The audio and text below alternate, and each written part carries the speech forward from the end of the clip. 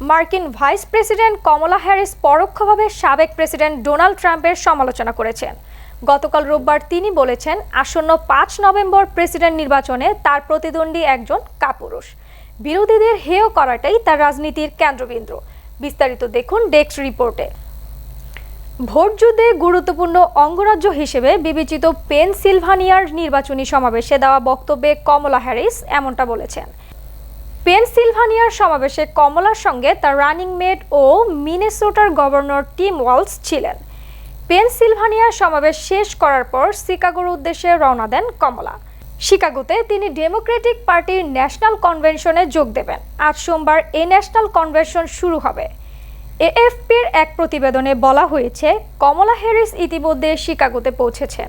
এর আগে পেনসিলভানিয়ার সমর্থকদের উদ্দেশ্যে দেওয়া বক্তব্যে কমলা হ্যারিস বলেন, কয়েক বছর ধরে এক ধরনের প্রবণতা দেখা গেছে, একজন নেতা কতটা হেয় করছেন এর ভিত্তিতেই তার শক্তিমত্তা মাপা হচ্ছে, অথচ সত্যিকার অর্থে তা হওয়ার কথা ছিল না।